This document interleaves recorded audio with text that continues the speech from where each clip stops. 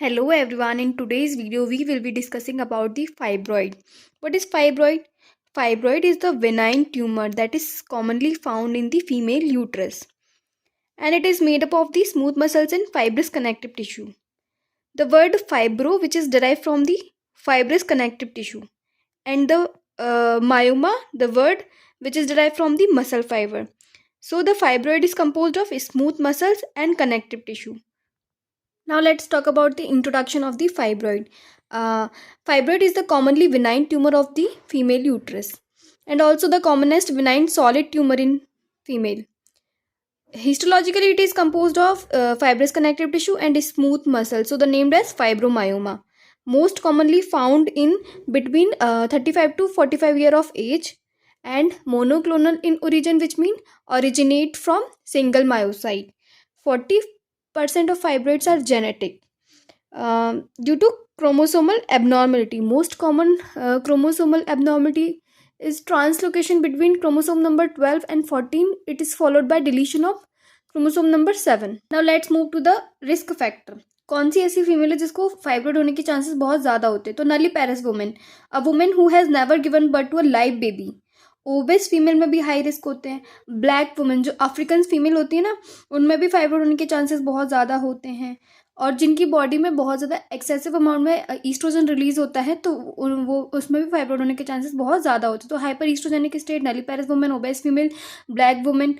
अब कौन सी फीमेल है जिसमें कम चांसेस होते हैं मतलब फाइब्रोइड होने के? तो मल्टीपैरस वुमेन जो होती हैं, women who have given birth more than 2 time. And smoking, this is the very important point. Smoking is the protective factor for the fibroid. Now let's discuss classification of the fibroid. First type है intrauterine. तो uterus की जो सबसे बाहर वाली जो layer होती है सीरोसा, उसमें जो फाइब्रोइड प्रेजेंट होता है उसको बोलेंगे सब सीरोसल. और ये जो मिडिल लेयर है, मस्कुलर लेयर, तो इसमें जो फाइब्रोइड अगर होगा तो इसको बोलेंगे इंटरस्टिशियल या इंट्राम्यूरल फाइब्रोइड. ठीक है. और ये जो towards the uterine cavity present होगा, ये यहाँ जो ये जो लेयर होती है सब म्यूकस लेयर होती है, तो यहाँ पे जो फाइब्रोइड होगा उसको बोलेंगे सब म्यूकोजल.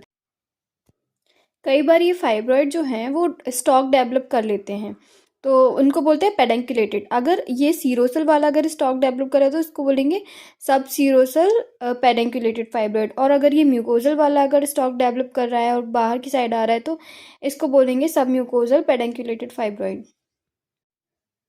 अब हम एक्स्ट्रा यूटेराइन के बारे में बात करते हैं. पहले इंट्रा यूटेराइन के बारे में बात कर चुके हैं, अब एक्स्ट्रा यूटेराइन के बारे में बात करेंगे यहाँ पे. तो एक्स्ट्रा यूटेराइन में सर्वाइकल और ब्रॉड लिगामेंट फाइब्रॉइड होता है. सर्वाइकल में भी 2 टाइप होते हैं, एंटीरियर सर्वाइकल, पोस्टीरियर सर्वाइकल. तो एंटीरियर सर्वाइकली अगर फाइब्रॉइड प्रेजेंट होगा तो यूरिन की जो फ्रीक्वेंसी है वो बढ़ जाएगी, और पोस्टीरियरली अगर प्रेजेंट हो तो यूरिन का जो रिटेंशन है वो बढ़ जाएगा. ठीक है. अब ब्रॉड लिगामेंट फाइब्रॉइड में भी ट्रू ब्रॉड लिगामेंट फाइब्रॉइड होता है, स्यूडो ब्रॉड लिगामेंट फाइब्रॉइड होता है. तो ट्रू ब्रॉड लिगामेंट में क्या होता है, ये यूरेटर है ये, और ये ब्रॉड लिगामेंट है. अगर यूरेटर से जस्ट मतलब ये जो फाइब्रॉइड है जस्ट लेटरली प्रेजेंट है, तो ये होगा ट्रू ब्रॉड लिगामेंट फाइब्रॉइड. ठीक है. और ये नॉन पेडेंकुलेटेड होगा. ठीक है. और स्यूडो ब्रॉड लिगामेंट फाइब्रॉइड, इसमें क्या है, ये स्टॉक प्रेजेंट है तो ये पेडेंकुलेटेड है. और ये क्या होगा, ये फाइब्रॉइड जो है वो मीडियली प्रेजेंट है यूरेटर से, तो ये होगा स्यूडो ब्रॉड लिगामेंट फाइब्रॉइड और ट्रू ब्रॉड लिगामेंट फाइब्रॉइड. तो इस यहाँ पे अब एक्स्ट्रा यूट्राइन की भी बात हो गई है. सो अब हम यहाँ पे एनाटॉमिकल लोकेशन के बेसिस पे फाइब्रॉइड की बात करते हैं. तो यूट्रस की 2 पार्ट होते हैं, बॉडी और सर्विक्स. तो बॉडी से कौन कौन से फाइब्रॉइड जो है वो अराइज हो सकते हैं? सबसे फर्स्ट है सब म्यूकोजल.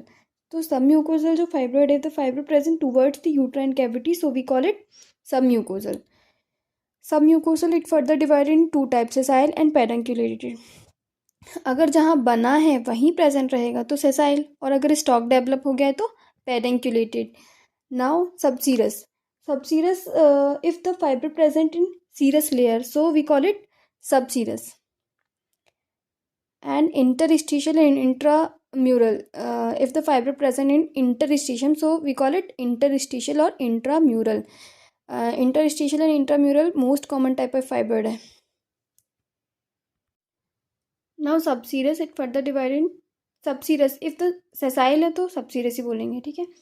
और कई बार ऐसा होता है कि मतलब ब्रॉड लिगामेंट से अराइज हुआ है बट लगता है कि सीरस लेयर से डेवलप हुआ है, तो इसको बोलेंगे ब्रॉड लिगामेंट स्यूडो. ठीक है।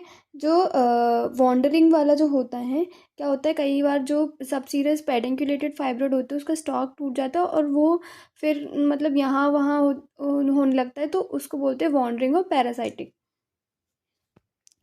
अब सर्वाइकल जो है, तो सर्वाइकल में लेटरली प्रेजेंट हो सकता है, एंटीरियरली प्रेजेंट हो सकता है, पोस्टीरियरली प्रेजेंट हो सकता है। पहले हमने बात कर चुके हैं, एंटीरियरली अगर प्रेजेंट होगा तो यूरिन की जो फ्रीक्वेंसी है वो बढ़ जाएगी, और पोस्टीरियरली अगर प्रेजेंट है सर्विक्स के तो यूरिन का रिटेंशन होने लगेगा। तो ये सर्वाइकल टाइप में हो गए। अब हम फाइब्रॉइड के स्ट्रक्चर के बारे में बात कर लेते, तो रबेरी कंसिस्टेंसी होती है, वर्ल्ड अपीयरेंस होता है, और ये जो स्यूडो कैप्सूल से ये कवर होता है। ठीक है। तो फाइब्रॉइड को सप्लाई करने वाली जो ब्लड वेसल्स होती है ना, ये कहाँ होती है, स्यूडो कैप्सूल में ही होती हैं। ठीक है। तो फाइब्रॉइड जो होता है ना, उसका है ना मोस्ट वेस्कुलर पार्ट जो, क्योंकि पेरीफेरी में ब्लड वेसल्स इसकी होती हैं, तो इस वजह से मोस्ट वेस्कुलर पार्ट जो होता है फाइब्रॉइड का वो पेरीफेरी होती है। तो इस वजह से कैल्सिफिकेशन कहाँ से स्टार्ट होता है, पेरीफेरी से। और जो लीस्ट वेस्कुलर पार्ट होता है वो सेंटर वाला है, क्योंकि ब्लड वेसल्स जो है ना वो पेरीफेरी में, तो लीस्ट वेस्कुलर पार्ट जो है वो सेंट्रल पार्ट होता है। तो इस वजह से क्या होता है कि जो डिजनरेशन होता है ना वो सेंटर से स्टार्ट होता है। तो रबेरी कंसिस्टेंसी होती है, वर्ल्ड अपीयरेंस होता है, मोस्ट वेस्कुलर पार्ट जो है वो पेरीफेरी होता है, लीस्ट वेस्कुलर पार्ट सेंटर होता है। तो डिजनरेशन यहाँ से स्टार्ट होगा, कैल्सिफिकेशन पेरीफेरी से स्टार्ट होगा। तो ये है structure of the fibroid. Now let's talk about secondary changes in fibroid. What are the secondary changes of fibroid? Fibroid में कुछ टाइप के चेंजेस देखने को मिलते हैं, जैसे कि फर्स्ट है degeneration of the fibroid. Degeneration of the fibroid में सबसे पहला है पॉइंट है हाईलाइन डीजेनरेशन। अगर फाइब्रॉइड में हाईलाइन का डिपोजिशन हो रहा है तो then we call it hyaline degeneration. Cystic degeneration, अगर हाईलाइन वाली एरिया में अगर लिक्विफेक्टिव नेक्रोसिस हो रहा है और वहाँ पे उस एरिया में फिर फ्लूइड का एक्यूमुलेशन हो रहा है, तो then we call it cystic degeneration. And if the deposition of the fat, so we call it fatty degeneration. And the deposition of the calcium, so we call it calcific degeneration. Red degeneration की बात करें तो इसको कार्नियस degeneration भी बोलते हैं। Mainly ये जो second trimester of the pregnancy उसमें देखने को मिलता है। एसेप्टिक थ्रोम्बोसिस हो जाती है फाइब्रॉइड को सप्लाई करने वाली ब्लड वेसल्स में। कई बार फाइब्रॉइड की सेल में एट्रोफी भी देखने को मिलती है। ठीक है। और इन्फेक्शन भी हो सकता है। कई बार फाइब्रॉइड जो है वो खुद की ब्लड वेसल्स बना लेते हैं, इसका हमें कॉज नहीं पता है। सार्कोमेटस चेंजेस में जो फाइब्रॉइड में कभी कभी मैलिग्नेंसी भी देखने को मिल सकती है। So these were the secondary changes in fibroid. Now effects of fibroid on pregnancy. Pregnancy पर फाइब्रॉइड का इफेक्ट क्या पड़ेगा? तो प्रीटर्म लेबर हो सकता है, एब्रप्शन प्लेसेंटा हो सकता है, पोस्टपार्टम हेमरेज की वजह से सब इन्वोल्यूशन हो सकता है, रिकरेंट प्रेगनेंसी लॉस, एबॉर्शन भी हो सकता है, माल प्रेजेंटेशन भी हो सकता है। तो इसका न्यूमोनिक याद रखना है, पापा MS है। ठीक है। तो preterm labour, abruption placenta, postpartum haemorrhage, abortion, malpresentation, subinvolution और इनफर्टिलिटी भी हो सकती है फाइब्रॉइड की वजह से।